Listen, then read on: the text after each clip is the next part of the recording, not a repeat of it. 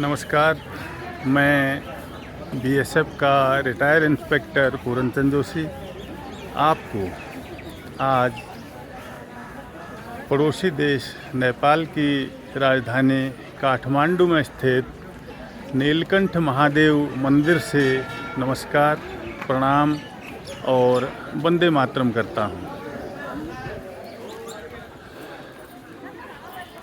मित्रों, नीलकंठ महादेव मंदिर का यह परिसर, जो कि मैंने अभी आपको स्टार्टिंग में ही नीचे गर्भगृह पर भगवान विष्णु की शेष शैया पर लेटी हुई मूर्ति का दर्शन कराया था, उसकी पूरी जानकारी मैं आपको यहाँ पर दूंगा। मित्रों, भगवान विष्णु को समर्पित यह बूढ़ा नीलकंठ महादेव मंदिर अति प्राचीन और विशाल स्वरूप लिए है। काठमांडू शहर से 10 किलोमीटर की दूरी पर स्थित उत्तर दिशा में शिवपुरी की पहाड़ियों की तलहटी में, आप सामने शिवपुरी की पहाड़ियाँ देख रहे हैं, इसकी तलहटी में यह मंदिर स्थित है। इसका निर्माण 7वीं शताब्दी में महाराजा विष्णुगुप्त द्वारा करवाया गया। यहाँ पर भगवान विष्णु की शेष शैया में सोते हुए मूर्ति तालाब में तैरती हुई स्थिति में है, जैसा कि मैं आपको अभी दिखाने वाला हूँ। ये भगवान विष्णु की शेष शैया पर लेटी हुई यह मूर्ति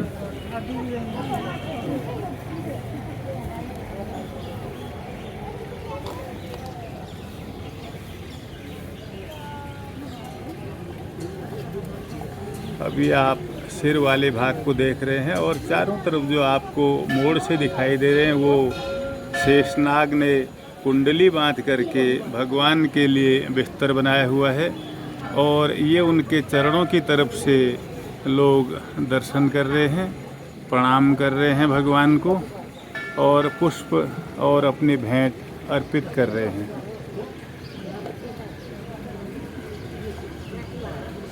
एक ही पत्थर से बनी हुई यह भगवान विष्णु की शेष शैया पर सोती हुई हालत में मूर्ति, जो कि नीलकंठ महादेव के नाम से यहाँ पर जानी जाती है, और यह पीले रंग की इसकी चार दीवारी है, जिसको कि मैं चारों ओर से आपको अभी दर्शन कराऊंगा।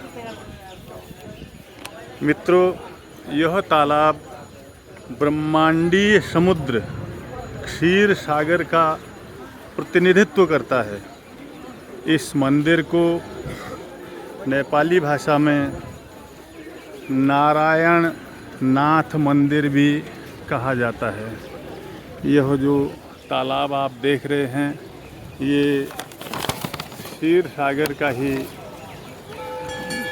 इस मृत्युलोक में, पूरे ब्रह्मांड में स्वरूप माना जाता है, और शेष शैया पर लेटे हुए भगवान विष्णु यहाँ पर पूरे गदा, चक्र, कमल और शंख के साथ यहाँ पर विराजमान हैं।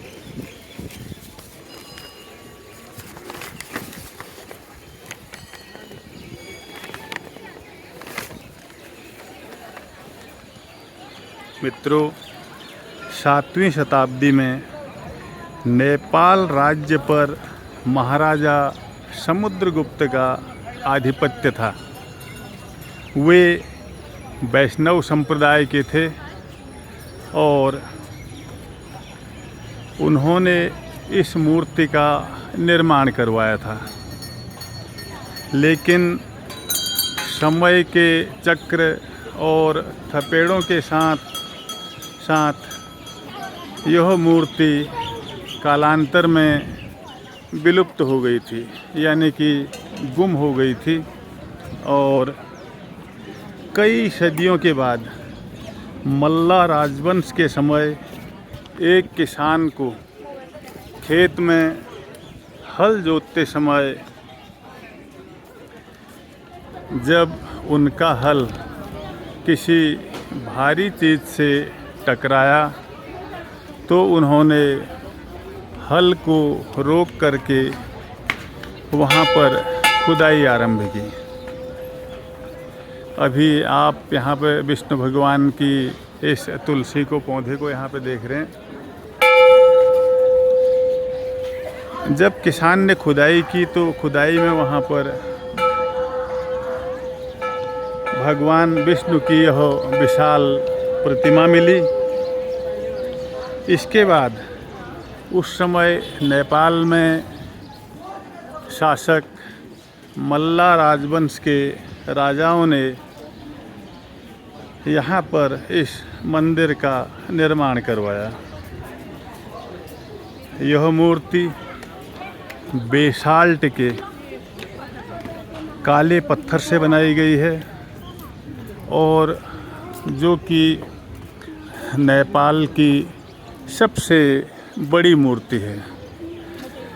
बेसाल्ट पत्थर क्या होता है इसकी मुझे भी जानकारी नहीं है, लेकिन जो आप देख रहे हैं ये आपके सामने एक सुंदर, आकर्षक, अनमोल और विहंगम दृश्य है भगवान के मूर्ति का, जो कि इस क्षीर सागर में, इस ब्रह्मांड के जो क्षीर सागर रूप में यहाँ पे इसको छोटे रूप में दिखाया गया है, तो अद्वितीय और अकल्पनीय है।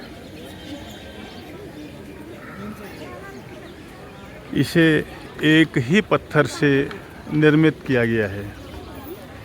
मूर्ति की लंबाई 5 मीटर और इस तालाब की लंबाई 13 मीटर है। मूर्ति इसमें तैरती हुई मुद्रा में है और इसी तालाब को ब्रह्मांडीय समुद्र का रूप माना गया है। शेषनाग की कुंडली आकृति में शेषनाग के 11 कीर्तिमुख जो भगवान विष्णु का छत्र बने हुए हैं, वो आप बाईं तरफ भगवान के सिर के पास देखिए तो काले रंग के 11 मुँह उनके मुकुट के पीछे चारों ओर उनको छत्र की आकृति दे रहे हैं। शंख, चक्र, पद्म, गदा आदि से सुशोभित यह मूर्ति नेपाल की सबसे बड़ी मूर्ति है। कहते हैं समुद्र मंथन से निकले विष से सृष्टि को बचाने के लिए भगवान शंकर ने इस विष को पी लिया था और जिससे उनका कंठ यानी कि गला नीला पड़ गया और वो नीलकंठ कहलाए। जब उन्हें ज़्यादा जलन होने लगी विष के प्रभाव से, तो भगवान शंकर ने काठमांडू की पहाड़ी पर त्रिशूल चला करके एक झील का निर्माण किया और उसमें गोसाई कुंड से जल आया। उस जल को पीकर भगवान शंकर ने अपनी पीड़ा और जलन को शांत किया। उसी का जल इस तालाब में आज भी है। भगवान शिव की मूर्ति भी अप्रत्यक्ष रूप से तालाब में अंदर विराजमान है, जो कि दिखाई नहीं देती है, जो वर्ष में एक बार सावन महीने में यहाँ जो उत्सव होता है उस दौरान उस मूर्ति की यहाँ छाया दिखाई देती है। नेपाल का जो राज परिवार है वो यहाँ दर्शनों के लिए नहीं आ सकता है, क्योंकि उस राज परिवार में उनको श्राप है कि अगर राज परिवार के लोग यहाँ भगवान नीलकंठ का दर्शन करेंगे तो उनके किसी सदस्य की यहाँ पर मृत्यु हो जाएगी। इसलिए राज परिवार के लोग इस नीलकंठ महादेव मंदिर के दर्शनों के लिए नहीं आते हैं। उन्होंने अपने घर पर ही भगवान विष्णु की प्रतिमा रखी है, जिससे वो पूजा कार्य अपना निपटाते हैं। और कार्तिक महीने में देव उठनी एकादशी के मौके पर यहाँ पर बहुत बड़ा मेला भी लगता है, क्योंकि उस समय भगवान विष्णु अपने शयन काल से उठते हैं। बहुत बड़ा त्यौहार होता है, मेला होता है और यहाँ पर उत्सव का माहौल होता है। तो इस मंदिर परिसर में जैसा कि आप देख रहे होंगे, हर प्रकार के धार्मिक अनुष्ठानों का आयोजन किया जाता है। यहाँ पर श्रीमद् देवी भागवत और शिवपुराण की कथाएं भी होती हैं और शादियाँ भी यहाँ पे की जाती हैं। इस समय भी आप देखें, शादी का मंडप यहाँ पर तैयार है और शादी यहाँ पे अभी संपन्न होने वाली है कुछ ही देर में। और सर, ये लड़के की शादी है, लड़की? लड़का लड़की दोनों की? नहीं, ये अच्छा, दोनों मिल के इस जगह का यहाँ पे निश्चित करते हैं आयोजन करने के लिए। आयोजन तो अभी तो लड़की के। अच्छा, अभी अच्छा लड़की वाले करते हैं तैयारी। बारात आने वाला है। अच्छा, बारात आने वाली है अभी। ये तैयारी लड़की वालों ने की है, तो लड़की आ गई यहाँ पर? आ गई। अच्छा, ये लाल ड्रेस में। अच्छा, तो ये जो शादी का मंडप है ये लड़की वालों की ओर से तैयार किया गया है और लड़की वाले यहाँ पे पूरी अपनी जो वैदिक और सनातन रीति से शादी की तैयारी यहाँ पर कर चुके हैं।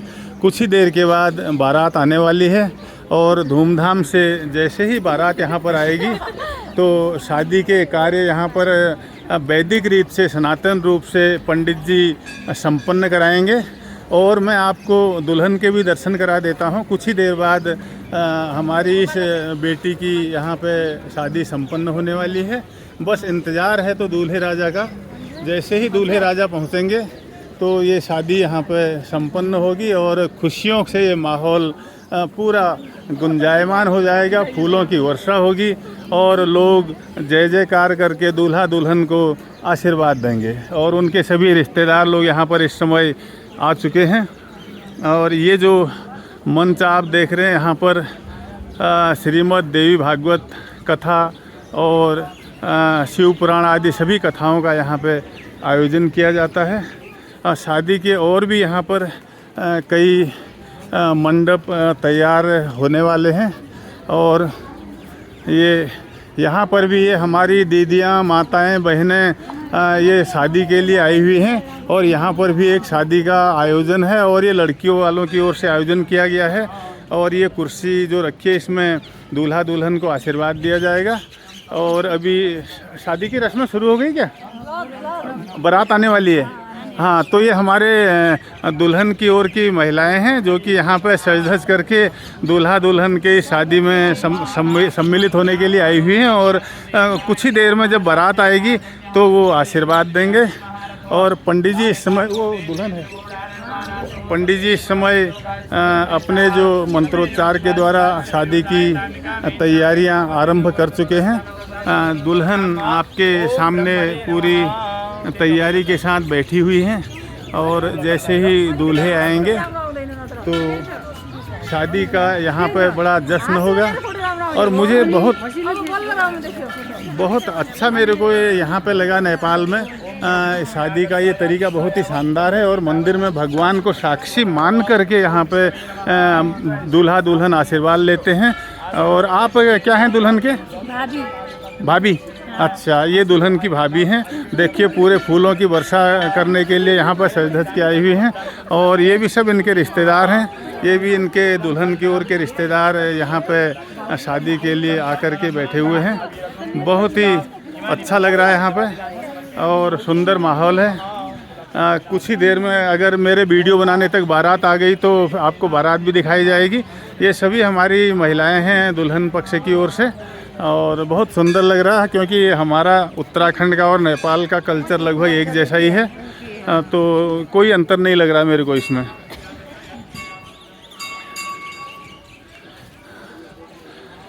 हम लोग यहाँ पर मैं स्वयं और मेरी मिसेज और छोटा वाला लड़का विक्की यहाँ पर दर्शनों के लिए आए हुए हैं। बहुत ही शानदार लग रहा है और विक्की भी यहाँ पर अपने दर्शन करके फ़ोटो खींचने में यहाँ पे इस समय व्यस्त है और चारों ओर का यहाँ का वातावरण शानदार। ऊंची ऊंची पहाड़ियाँ, यह काठमांडू घाटी चारों ओर से ऊंचे ऊंचे पहाड़ों से घिरी हुई है और जैसा कि आप देख रहे हैं ये सामने जो पहाड़ियाँ आप देख रहे हैं ये शिवपुरी की पहाड़ियाँ इनको कहा जाता है और इन्हीं पहाड़ी ऐसी ही पहाड़ियाँ इस काठमांडू शहर के, जो कि बहुत बड़ा शहर है, एक नेपाल की राजधानी है और चारों ओर से ये पहाड़ों से घिरी हुई बहुत ही सुंदर घाटी है और लगभग 3,500 से 4,000 फीट तक की यहाँ पर ऊंचाई है। मौसम बहुत सुंदर सुहावना है और बाकी क्या आपको मैं यहाँ के बारे में कह सकता हूँ। अभी मैं आपके लिए भगवान विष्णु से प्रार्थना करता हूँ क्योंकि वो देवउठनी एकादशी के बाद उठ चुके हैं और आपकी बात तो हमेशा ही सुनते हैं लेकिन अभी साक्षात सुनेंगे। और आप लोग जहाँ से भी इस वीडियो को देख रहे होंगे आप भगवान को यहीं से प्रणाम करें, नमन करें और मैं भगवान से प्रार्थना करता हूँ कि आप जहाँ भी रहें सुखी रहें, संपन्न रहें, स्वस्थ रहें और मस्त रहें। आपका भविष्य उज्जवल हो। भगवान विष्णु की आप पर हमेशा कृपा बनी रहे। इसी के साथ मैं बीएसएफ का रिटायर इंस्पेक्टर पूरन चंद जोशी आपको नीलकंठ महादेव मंदिर काठमांडू नेपाल से नमस्कार, प्रणाम और वंदे मातरम करता हूँ। जब भी आपको मौका मिले नेपाल आने का ज़रूर नीलकंठ महादेव के दर्शन कर भगवान का आशीर्वाद लें।